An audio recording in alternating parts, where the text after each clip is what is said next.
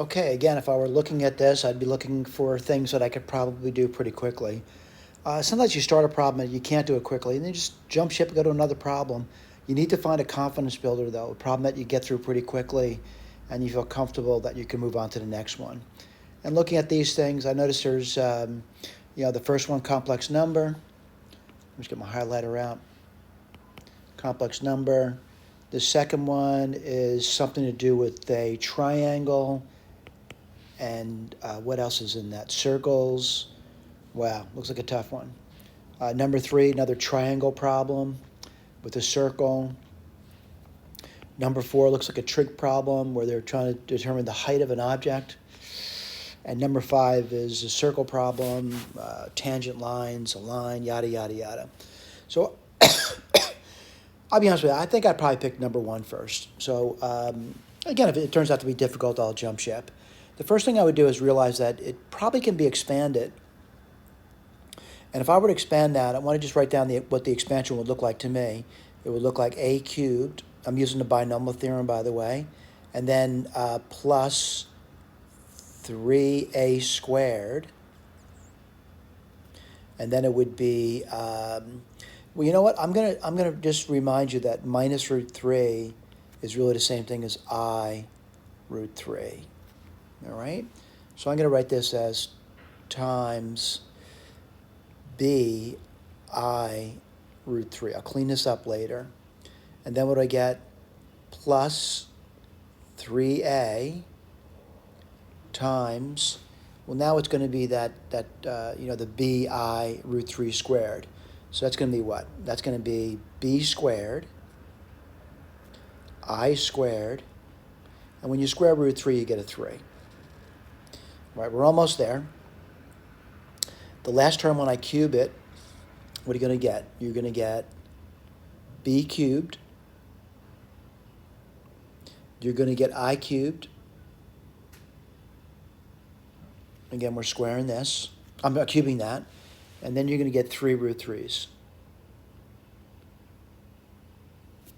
I'm going to continue to clean it up. And what do you get over here? You get a cubed. And I'm going to take this term now and bring it up front because it's just simply what? It's just simply minus 9, right? Now, why is that? I'm saying I squared is minus 1. So let me see if I'm doing this right. 3 times 3 is 9. Then we get a and b squared. All right, now I'm going to do this and this together. All right, let's see what you get there. Plus, I need to clean it up a little bit. I'm going to say that first term looks like 3 root 3. And then what do you get? You'd get a squared b, right? Now I'm going to say this is the I part of the problem. So 3 root 3, right, I got that part, a squared b. All right, let's go to the next one. And I want to remind you that I cubed is minus I. All right, how did I do that? I just basically said I times I squared. And I squared is minus 1, so minus I. All right, so it's going to be minus, I already got the I, and that's going to be 3 root 3s. And then it'd be a b cubed then, right? All right, I'll get to their questions later, but right now I'm gonna factor these guys. And the first guy, I'd factor out an a, right? And what would you get? You'd get a squared minus 9b squared. I'm not done with that yet. I'll get back to that later. And then I'm looking at this guy over here. I'm saying 3 root 3s. And then I'd probably pull out a b, right? It's going to be an I over here. And let's see what you get over there. I pulled out the 3 root 3s and a b, so you would get a squared minus, I pulled out a b, right? So b squared. All right, let me just go look over my work again. So term by term. I think I did it right. You know what? I made a mistake, I think. Let me just be careful about this, what I'm saying. No, maybe not. We'll keep going. This would be I'd say you're a living nightmare. You start something and it really just doesn't go anywhere. But a minus 3b, a plus 3b, and this would be plus 3 root 3, b, a plus b, a minus bi. All right, what's your question? They want it to be a pure real number, just real. So for that to occur, this would have to be 0. And what would that be occurred 0? So I'm going to say the part A, if b is equal to 0, and a could be any number in the universe. What's the other one going to be? Well, that's one possibility. If that happens, that second term, the complex part would just disappear. The imaginary part would disappear, I'm sorry. What's the other one going to be? Where a equals plus or minus b. That's another condition. If that condition's met, that second term would disappear. So A is done. Let's go to B. B says pure imaginary. Well, for it to be a pure imaginary, A could be any real number. I'm sorry, A could be 0. And if A is 0 in the first term, what would happen? B could be any real number. What's the other condition? Well, the other condition is the A could be plus or minus 3b. All right, let's go to the answer key. And yeah, again, I'm looking, I might work down. I don't know if I got it right, but if I got it wrong, I wouldn't even know it. Let's see. It says if b is 0 and a is any real number, or if a is plus or minus b, you'll have a pure real number. All right, let me just highlight this for you. See this right over here. And that's going to be what? That's going to be part A, right? So what did I say for A? B equals 0, A any real number. B is 0, A is any real number. Or I said A could be plus or minus B. I feel good about that. Let's do the next one. The next one, what I say? A could be 0. Whoops. A could be 0, B could be any real number. Let me go back and show you that. We did say that. And then did I say A could be plus or minus 3B? Yeah, right over here. All right, I feel good about that. So, certainly you struggle with these things. And, on an exam, you don't know if you got the right answer or not. But it can't hurt to, when you're practicing these things, to do one confidence builder at a time.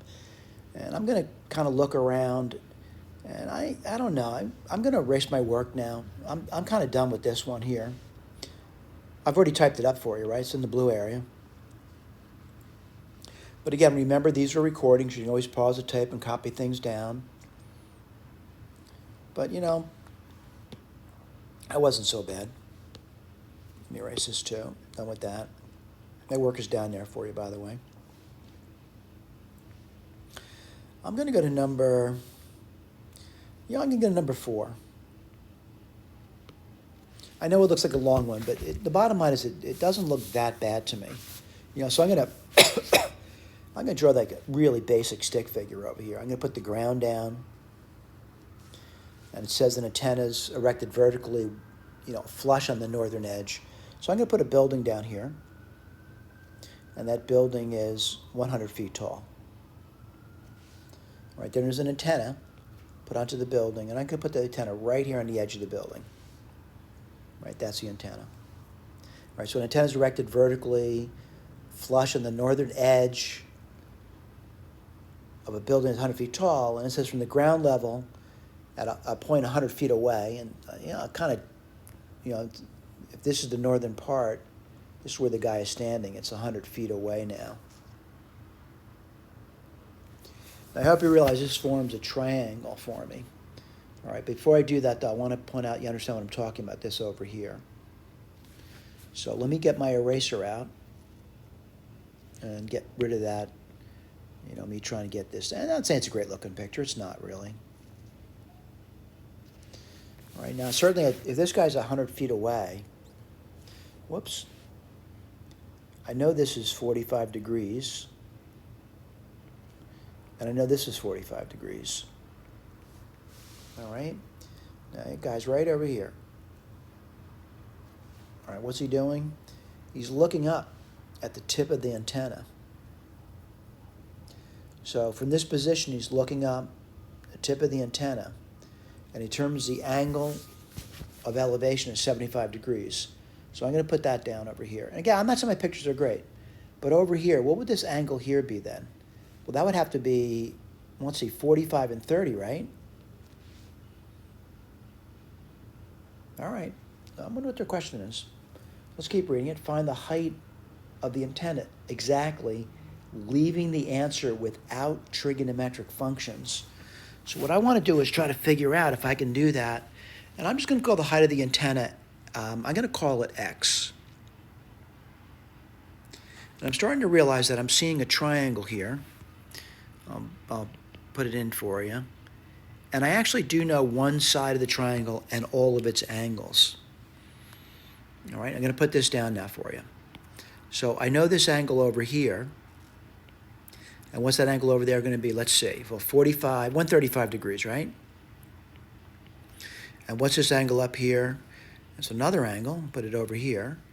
And that angle would be what? So 30 and 135 is 165. So it'd be 15 degrees, right? And I also know this side over here. And the reason for that is that's a 45, 45, 90 right triangle right over here.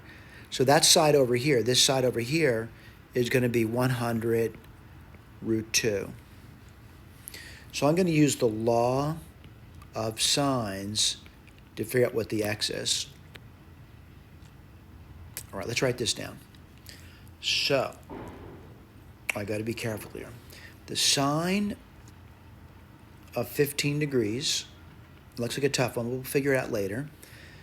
I can't use that in my answer, by the way. I said don't use trigonometric functions. I can't do that. So it's going to be, the side opposite that's going to be 100 over root 2. Equals, I'm using the law of sines. Let's see, the sine of 30 degrees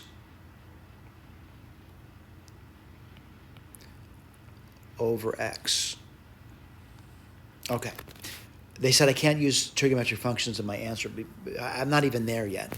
But I can solve for x. What do I get? X equals, let's see, 100 root 2 times a sine of 30 degrees. All right, let's see if I did that right. And divide by the sine of 15 degrees. Well, you know what? I got some evaluations to do. Before I do that, though, I want to kind of see if I can simplify it. And I think I remember something. I think I remember the sine of 2 theta is 2 sine theta cosine theta. Right? So the sine of 30 degrees would be 2 sine 15 degrees cosine 15 degrees. I'm going to write that down because maybe this is going to get rid of something for me. So 100 root 2 times, well, I just did the sine of 30 degrees. It's 2 sine 15 degrees cosine 15 degrees all over the sine of 15 degrees. I'm going to continue to reduce. And what do I get? I get 200 root 2. And the sine of 15 degrees is certainly not 0. That would be cosine of 15 degrees now. I got troubles though, don't I? Because I got to get the cosine of 15 degrees now. So let me remind you. And again, if you remember these formulas, that's great. If you don't, that's great too. You can always derive them. I'm going to write this over here as cosine squared. Not squared, I'm sorry. Yeah, I am going to do that. So let's put this down. Cosine 2 theta. You may wonder what this has to do with the 15 degree thing. I'm going to get a double angle formula now. So it's going to be cosine. Let's see. That would be cosine squared theta minus sine squared theta.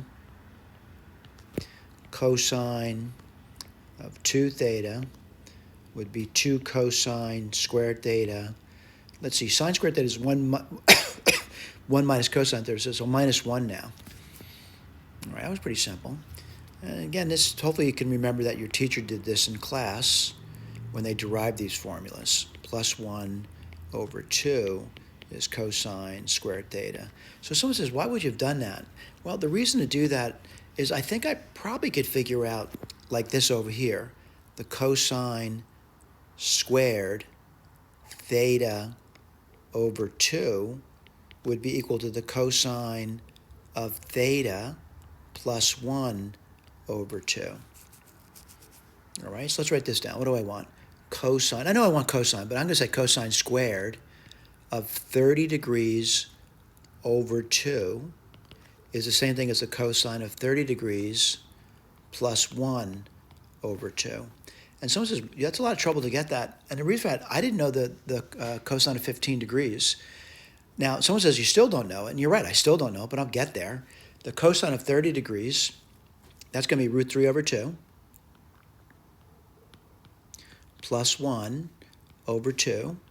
So the cosine squared of 15 degrees is going to be equal to, well, I'm going to multiply top and bottom by 2. That would be root 3 plus 2 over 4. And I hope you realize the cosine of 15 degrees is a positive number, so it's not plus or minus. So the cosine of 15 degrees is going to be the square root of root 3 plus 2 over 2. All right? So what I'm going to do now is I'm going to write it down now. X equals 200 root 2 times the cosine of 15 degrees. And that's going to be the square root 3 plus 2 all over 2. I'm going to do a little simplification, not a lot, by the way. These are nested roots, and you can actually unnest that root if you wanted to. I'm not going to do it, though, because I got an answer anyway. X equals 100, because 2 goes in 200 100 times, root 2, and this is going to be root 3 plus 2. I guess I get some... Oh, what's the unit on that? Feet. Put this over here. That's the height of the antenna. All right? Let's take a look at the answer, though. That's number 4, right? I think it's number 4.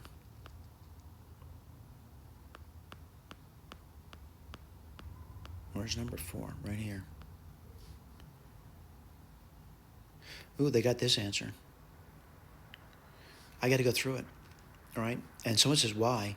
You know, as a grader, I often look at people's answers and wonder, how did they get that answer? Why didn't they get my answer? Then I got to carefully look at their answer and wonder what's wrong with it. All right, so let's go back over here. And what I'm going to do, it appears that they unnested the root. So let me go through this with you. And certainly someone says, yeah, that's really tough to unnest a root. Not really. I'll write this over here. I'll say root 3 plus 2. And I'm going to say that equals, I'm going to say A plus some, well, you know what? I'm going to say, root A plus some root B. Can't make too many assumptions, right? I'm going to square both sides. And if you did that, you'd get root 3 plus 2 equals, I'm making an assumption here. And the assumption is that I can do it. And this would be A plus B plus 2 root AB. Well, you know what I know about this? I know this. I know A plus B must be 2. And I know 2 root AB must be root 3. All right? I know that. If this is to work, by the way. So my question over here is, how could you do that? Well, I think some of the things I would do is just square both sides over here. What do you get? 4 AB is equal to 3. And then I make a substitution. All right? I know it's tough, but I want to see if I get their answer. But again, I wouldn't do this on a competitive exam. I'm just saying that you have to be prepared if you're going to grade something to understand where people got their answers from. All right? And that's a problem sometimes. You're looking at an answer key and say, I wonder how'd they get that? Well, I guess they did some additional work. All right? You can take your calc route too and see if these are true. But I got to put this in now. And what I'm going to do, I'm going to say A plus B. Well, what's B? B would be 3 over 4a, and that equals 2. All right, I'm using that over there. I'm taking this, I'm going to multiply both sides by 4a. What do you get? Let's see. You would get 4a squared plus 3 equals 8a. I need to solve this. This is 4a squared minus 8a plus 3 equals 0. I'm going to try to do this now. It's a little pretty tough though, doesn't it? I'm going to say 2a and 2a and 3 and 1 and minus and a minus. All right, I hope you're getting the idea over here. Let's see if that works. You get 4a squared. Let's see, minus 6 minus 2 is minus 8. Yeah, miracle. And I get two numbers. I get a could be 1/2, or the a could be 3 over 2. All right? So let me go back over here and just kind of look at it. And so the case over here is that if a is 1/2, and I'm looking at this over here, the b would have to be 3/2. Hope you can agree with that. Now, if the a is 3/2, the b would have to be 1/2. Now, why is that? The numbers have to add together to be 2. So I got my answer. All right, let me write the answer down for you. So this root over here could be written down as the square root of 1/2 plus the square root. Now, that must seem a miracle to a lot of students. They say, you just unnested a root over there. And maybe some of your teachers told you that you can't unnest roots. That's not true. You can unnest them. And what do I get over here? I get something pretty simple. I get 1 plus root 3 over, over root 2. All right? I'm going to keep simplifying that. I'm going to multiply top and bottom by root 2. So you get root 2. You know what? I don't want to do that. That's too much work. And the reason I'm starting to see that this thing actually simplifies much nicer if I just use this form over here. So again, I am claiming that this here is this thing over here. Let's put it in. And again, this was one of my biggest struggles when I was studying math at the undergraduate level. Occasionally, I just had an answer to aim for, but I didn't know what the work was. All right, and that's really where the internet has come into play now. You can get an answer to just about any question in the world now. What happens is cancels off. What do you get? 100. A really nice looking answer, by the way. 1 plus root 3. And this is feet. Now, again, I can't remember what the answer was. I'll go back to it. Let's see if I got that. And yes, I know it's difficult to do this. Yeah, got it right here. This is good news, all right? And again, you might say their work looks different than the work that I presented to you. You're right about that. And that's another problem. That a lot of students, what happens is, the work they're doing doesn't look like, the teacher's work. But again, you got to start to realize that, there's a variety of ways of doing things, but the truth can't differ in the end. If it does, that's just outrageous. So let me start to erase my work over here. I think I went through a lot of work already. And again, all this stuff's in the blue area, and these are, these are recorded, so you can always, rewind what I erase if you need to. But I like to get rid of my chicken scratch. I really do. All right, let me just erase this over here. And I'm kind of looking around for more problems to do. Whoops, I'm sorry about that. Got to erase this too, don't I?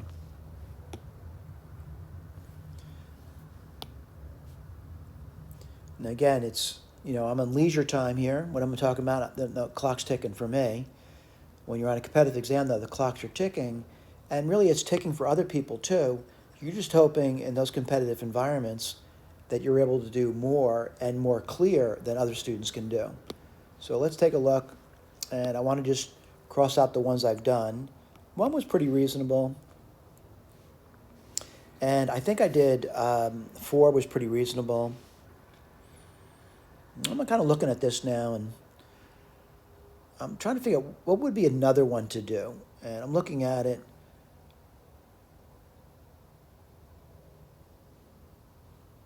I think I'm going to go to number 5. All right, so a circle has a center at 2 minus 3. The equation of a tangent to the circle, blah, blah, blah. Find the equation of a circle. Well, I know what the equation of a circle looks like for 5. It looks like this. X minus 2 quantity squared plus y minus a minus 3 plus 3 quantity squared. What I don't know is I don't know what the r is for the circle. So I'll just say it's r squared. Now certainly, if you're drawing the circle, I don't want to spend too much time drawing it, but the circle looks sort of like this over here, and there's a point here, right? And what's that point going to be? That point would be 2 comma minus 3. And then this is a tangent line. So I want to get a feel for what the tangent line looks like. And the way I do that, and again, it's up to you how you want to do that, but 4y equals, well, that would be 3x plus 7. And then I get y equals, well, what would you get? You get 3/4 of an x plus 7/4, right? So I'm going to say it says it's a tangent line, so I know this got positive slope. So maybe over here or maybe over there. All right? What I mean by that, if I drew like a line through here, I know these are going to be perpendicular, these tangent lines to the circle. But I'm not going to spend too much time graphing it.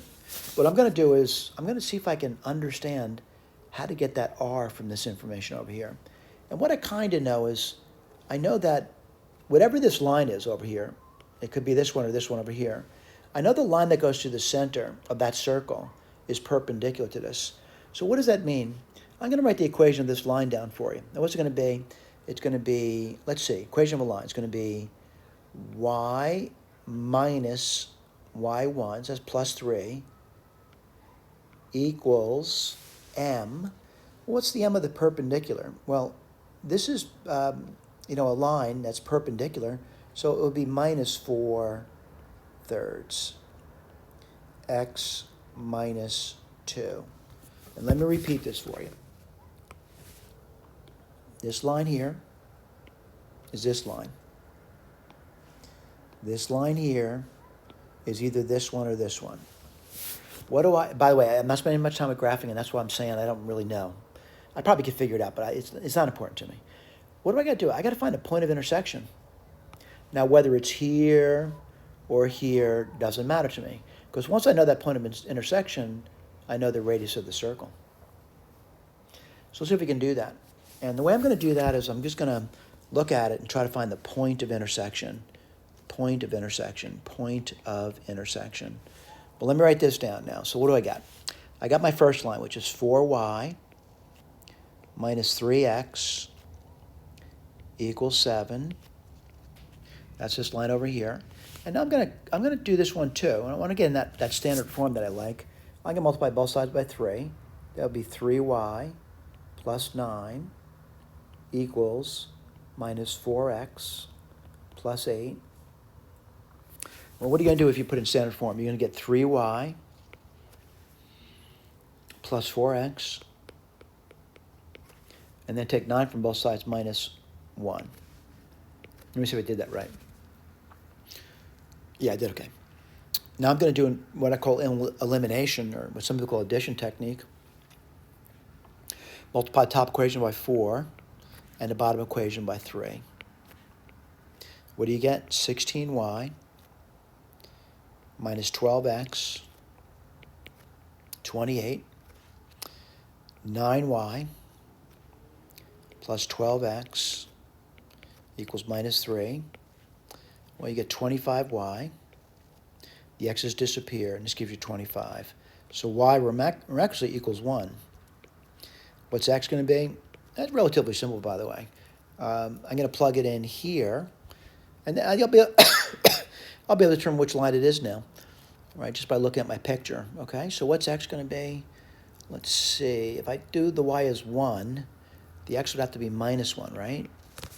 Okay, let me make sure that's true. So 4 plus 3 is 7, and 3, yep, it's good. So now I know it's this point over here. This is the line. All right, what's this point over here? This point over here where they intersect is going to be, x is going to be minus 1, and the y is 1. Now, how do I know that? I'm just looking at the picture, and I see the center. Right, so it says, what are you going to do now? I'm going to use that point to find r, and I'll use it up here. All right, so what do you get? Well, if I plug in the x, and again, the x I'm plugging in is this one here, and the y I'm plugging in this one over here. So you would get x minus a minus 2. Well, it's minus 1 minus, I'm sorry, I misspoke there. it's minus 1 minus 2, which is minus 3. When you square it, you get 9. And if the y is 1, you'd get 1 plus 3 is 4, and that's 16. So what's the r squared? The r squared is 25. So now I got my equation of the circle. Let me write that down. I'll check it. X minus 2 squared plus y plus 3 squared equals 25. And I'll put a big circle on that. Now, granted, I might have made a mistake. Maybe I misread it. Maybe I did something weird. I'll be honest with you, the numbers turned out really nice, though. I'm pretty comfortable that's the correct answer. It may not be, but I'll want to go through that. And let's take a look. And what number was that? I'm looking at the wrong question, maybe. That was number 5, right? These are long, aren't they? They have a much nicer picture here, though. But right over here, we got that too. All right, let me go back. Let me start doing my erasures again. And let me get my eraser out. Erase this nonsense up here. It's old material. Hope I can remember what I've done, right?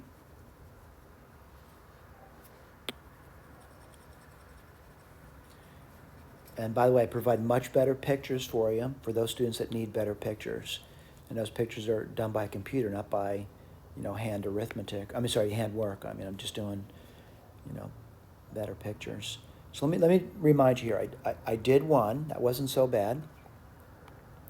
And again, when I say it isn't so bad, I think that most people with some basic knowledge could do that one. They're the complex numbers and expanding. I did number 4. That one wasn't so bad. Unnecessary root was bad, but you would need to do that in an exam.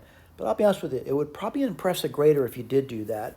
However, some graders may not understand what you've done, believe it or not. So now I'm left with 2 problems. I'm left with 2 separate problems now. So someone says, which one are you going to do now? But I got 3 down, so my confidence is shooting up. And again, my confidence is, you can hit the ground floor right now, but I'm looking at these things, and number 2, and by the way, I'm not great at drawing pictures, I know that, and that's why I provide better pictures for you. But anyway, number 2 says, in a 30, 60, 90 triangle, the shortest side is 1 unit in length. Right, so I'm just gonna draw this down. I'm gonna put this over here. Whoops. And again, I'll try to do a fairly good job.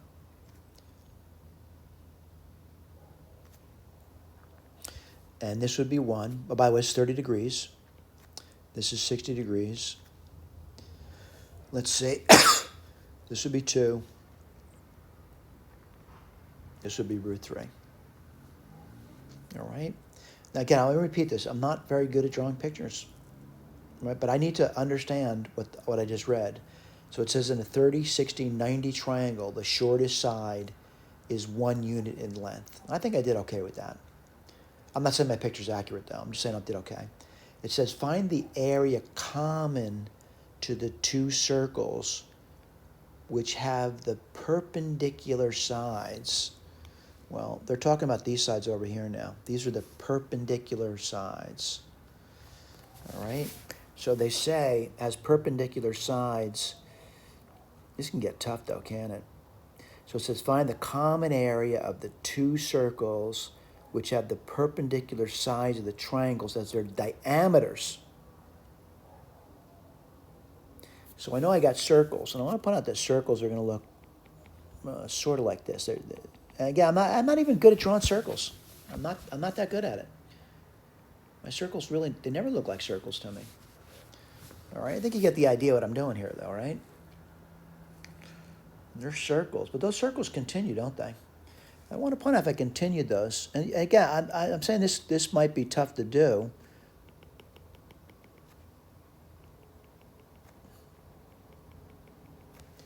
I think I did all right with that. All right, I think I did okay. So let's take a look.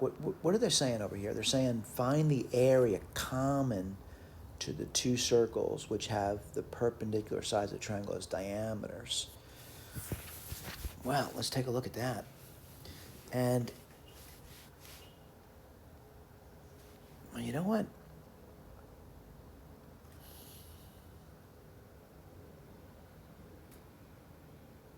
Let's think about this, right? But it'd be really nice to have a much more accurate picture of this, but I don't know if I really need that.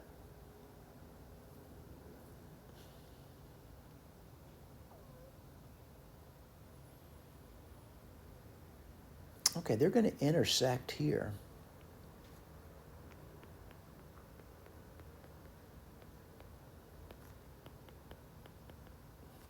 And there would be a common area, and that would look sort of like this over here.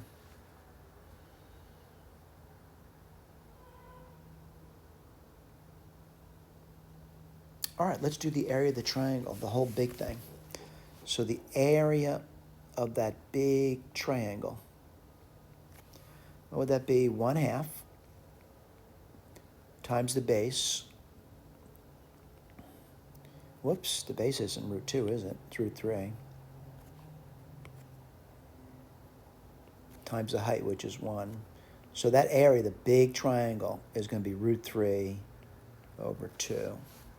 And now what I'm going to do is I'm going to do the area of this sector here. And that's something you probably learned in trig. So I'm going to do the area of that green sector.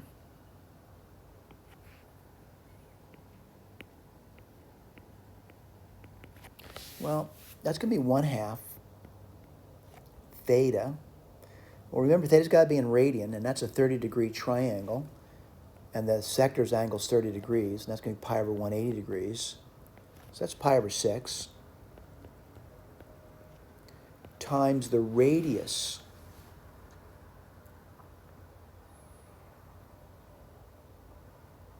And I want to point out what that means. It's this thing over here.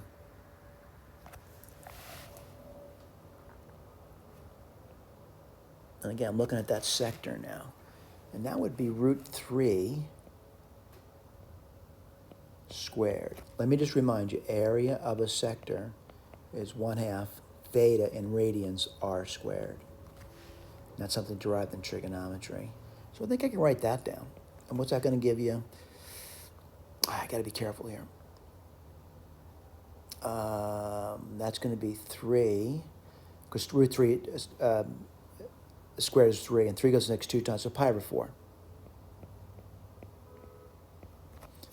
All right, I got to do something else now. I got to do the other sector. On the other side, again, my pictures aren't that great, but this is the sector they're talking about. And what's that going to be? That's going to be a smaller sector, right? I'll just call it A, the blue sector now. So 1/2 theta, well, it's 60 degrees now. This angle here is 60 degrees. So that's going to be pi over 3. And the length of that's going to be 1.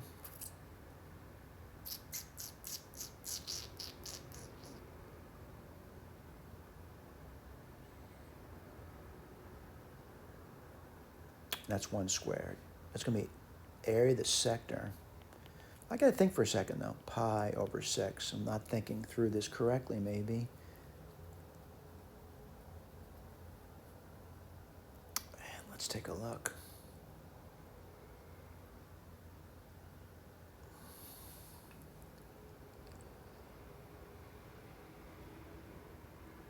I got a bunch of areas, don't I?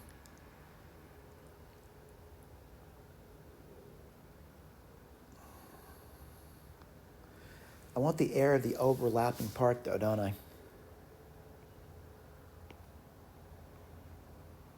I'm just going to call it AO, the overlapping part. So what I would do, I'd add these two together. And if I did that, I'm going to say I'm counting something. Right? So I'm going to point out it would give me one more than I need, because I overlap. But what's the area of the circle? I'm sorry, the area of the triangle. It's root 3 over 2, right?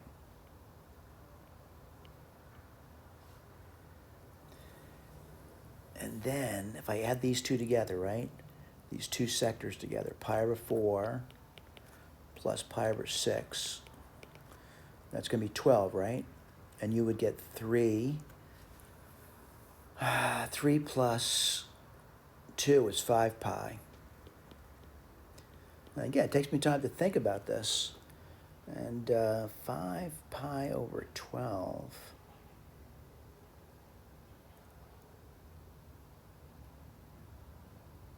Let's be careful about this. I know that when I add those two things together, I get this. And if I took away the area, let's write this down now. 5 pi over 12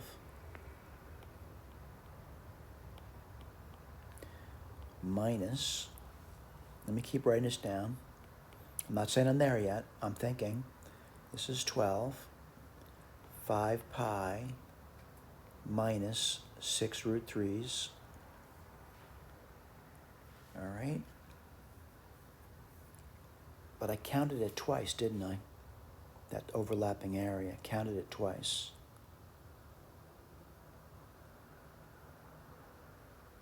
I got to make sure I'm saying this right. I counted it twice. Once with the first sector, once with the second sector.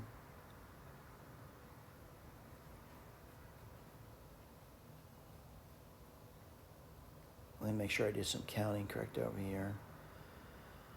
Let's see, 3, 2, 5, but I counted it twice. So that'd be twice that thing.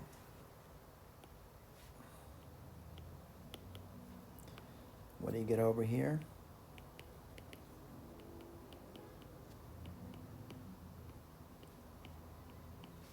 All right, let's take a look.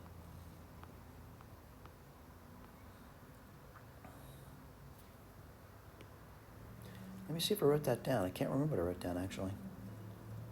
I know I wrote the 24 down. 5 pi minus 6 root 3. Yeah, we got it. All right, we got it. All right, did it require me thinking? Yeah, I'll be honest with you. I also say, sometimes my artwork is really, really bad. I mean, really, really bad. Oh, also, I want to point out when I'm typing things up, it may look a lot different than when I'm talking through it. I know that. And that's also when you're looking at people's great at work. It might look a lot different than what your work looks like, all right? But again, on the particular day, that's why I thought through the problem. So I want to point out that I do draw a much more accurate picture for you. And the point of the accurate picture is so you can look at it if you want. Now, granted, I did attack the problem a little differently over here, but nonetheless, we still get the same answer, all right? So let me erase this over here. We're done with this. We got that. Another confidence builder. And we got one problem left. And I want to see if I can do it. Now, I want to be honest with you. A lot of times I get stuck. I can't do it. And I just have to give up. So what have we done so far? I think I've done one for you.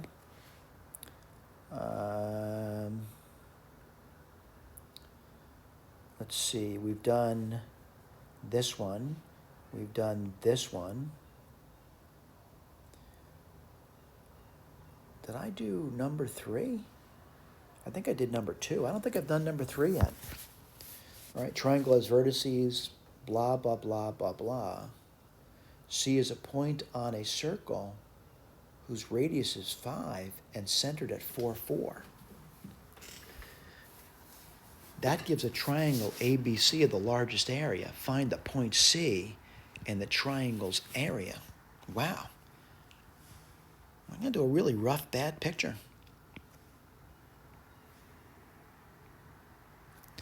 So let's see. Triangles has vertices, 6 minus 3. And again, I'm doing really rough pictures. And then 10, 0. If that's 6, it's about 10 over here. So a triangle has vertices A, B. Well, there's definitely a base here. Get the idea? I'll call this the base of my triangle. Now, there's going to be some other point to make a triangle, and it can't be on that line, certainly. Wouldn't be an area then, right? So a triangle has vertices. I'm not going to put X, Y down yet because I don't know where it is. It could be anywhere, except on that line segment.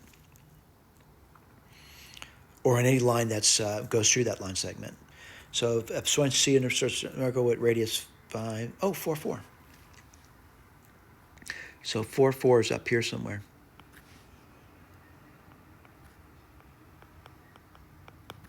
Now, what does it say over here? Again, I'm reading it. I'm just reading 3. Triangle, vertices, blah, blah, blah. See a point in a circle. Well, radius 5. So I know the equation of a circle. What's the equation of a circle going to be? X minus 4 squared plus y minus 4 squared equals 25. I know that much. All right? So it says a triangle has vertices, blah, blah, blah. C is a point in a circle. Well, that's where the point in a circle is. And it goes on here. It says the radius is 5. I want the triangle of largest area. So I'm going to point out that I think visually, I know what that means. That there's going to be a line here. This is what's known as the altitude that goes through the center. And the point would have to be over here somewhere. That would give the biggest triangle. And why is that? The area of the biggest triangle would be 1/2 the base. Well, the base is fixed. I know that much. It's the height. So really what I'm looking for is I'm looking for that point on the circle that's over there somewhere. All right? And I got a circle centered here then. All right? So I know it goes through the center. I know that much. And I know the point over here somewhere. So I'm thinking to myself, it's still a perpendicular. All right, let's see if we can do that. And again, I know my pictures aren't great. I got to get this. I got to get the slope now of the line segment. We're talking about this line segment here. The slope of that line segment, I got to be very careful here. It's going to be 0 minus 3. That's the delta y. That's 3. And then 10 minus 6 is 4. Let's see if I did that right. 0 minus 3 is 3. 10 minus 6 is 4. And the slope of this line over here is going to be what? It's going to be minus 4/3.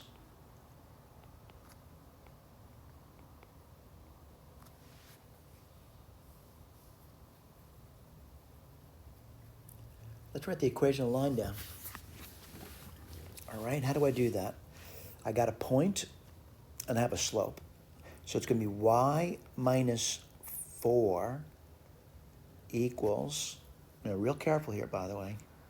The slope of that line is minus 4/3. And then what are you going to get? X minus 4. Okay, let's keep going. There's a theme to these problem sets, aren't there? So let's see, 3y minus 12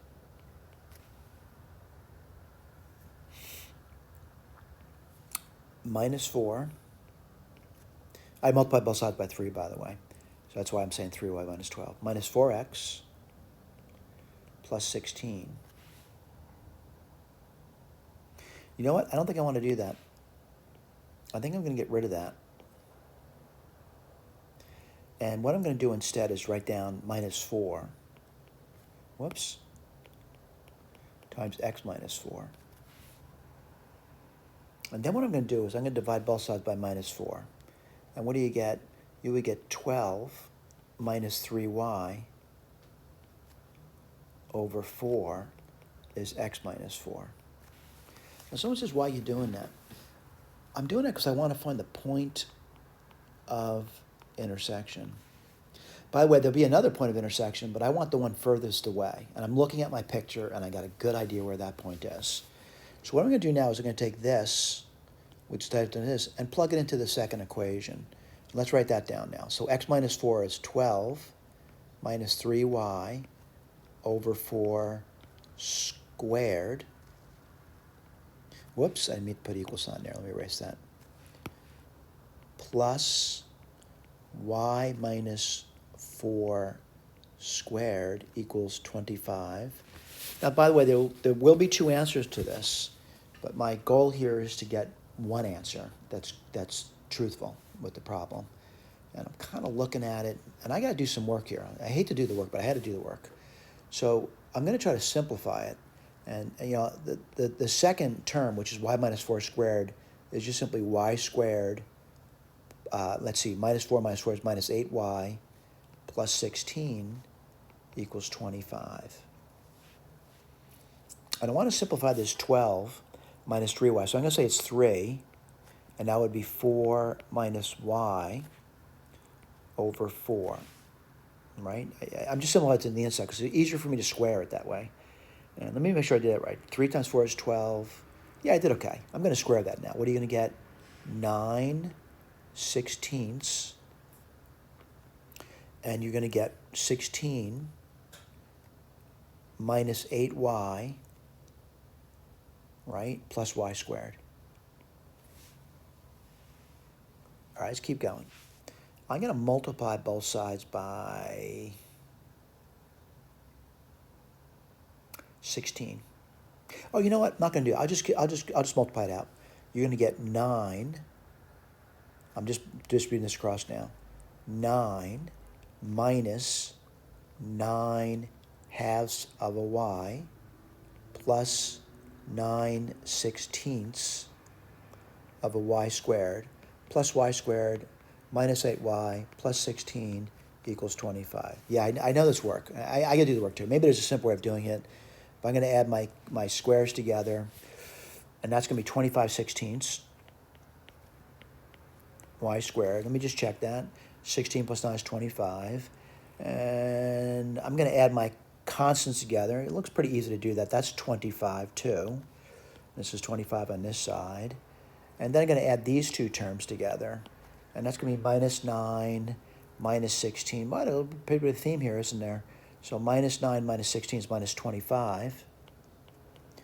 Y over 2. Let me make sure I did that right, by the way. Minus 2, let's see, 16, 25. Yeah, I think I did it right. Let's keep writing this down. 25/16 y squared minus 25 halves of a y equals 0. I subtract 25 from both sides. Now I'm going to multiply both sides by 16. Actually, what I'm going to do is I'm going to multiply by 16 and divide by 25 at the same time. And you get 0. You get y squared minus 8y. I'm sure I did that right. Yeah, looking good. What's y going to be equal to? Maybe I should put it down first. Y minus 8. Sorry about that. Y could be equal to 8, or y could be equal to 0. All right. I got to go back. Y could be 0, and y could be 8. Now, if y is 0, right, I want to point out if y is 0, if y is 0, what's x going to be? Well, I got this right over here. So if y is 0, x would equal, well, you get 12 over 4, which is 3. You get 7. Now, if y is 8, what would you get for x? Well, it's more difficult. 3 times 8 is 24. 12 minus 24 is minus 12. That would give me minus 3. That would give me 1. All right? So, I'm looking at it. I'm kind of curious about this at this point. And without doing too much of a picture over here, 0, 7, right? 0, 7. And I think I know where that is. And that's really too close to that line over here. So I'm going to say it has to be this one now. The x is 1, the y is 8. All right? So someone to say, I just don't know what to do now. What does it say? Find the point. We found the point. What's the point? 8, 1. That's the point. All right? What else do we do? Find the point and the triangle's area. So to get the triangle's area, what you got to do is, I guess you'd probably want to know what the radius of the circle is, right? Or more importantly, the distance between this guy here and that guy over there.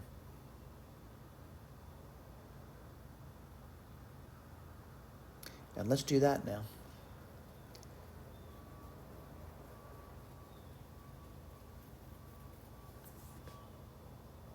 And I'll do that now.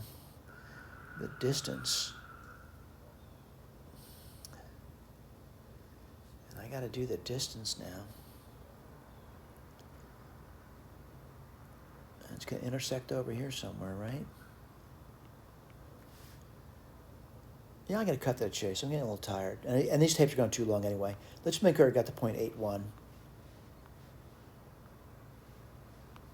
And they really do provide, I should say I provide pictures for you. You can look at those pictures.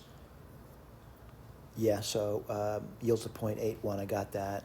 A bit more work. It becomes evident that the altitude is given by the distance between two parallel lines. Yeah, this is the part I just didn't feel like going through, but it's written over here, and you do get the area. I realize I put a lot of work down over here. This would be remarkable if someone could do this on a competitive exam, by the way. I wouldn't expect it, by the way. I just wouldn't expect it. But I do give a generic graph of this one over here, and certainly looking at it.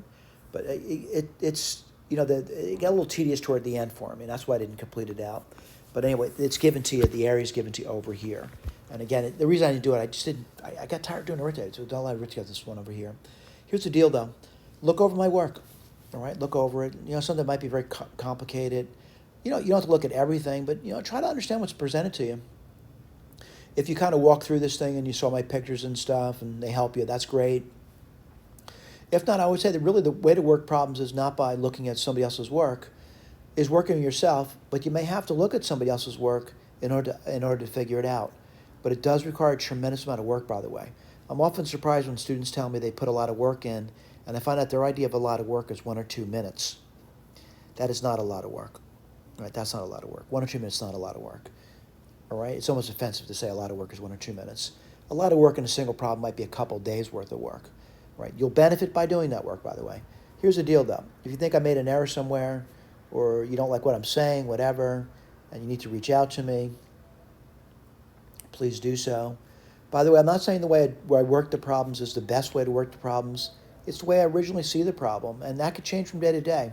And you'll notice that when I do work, and then I look at my blue area, and the blue area looks different than my work. But the truth's not going to change, by the way. The answers are going to be the answers. But anyway, my email address, let me just remind you, B as in boy, the @ symbol, NNON.US. Yes, I'm in the United States. Thank you for paying attention.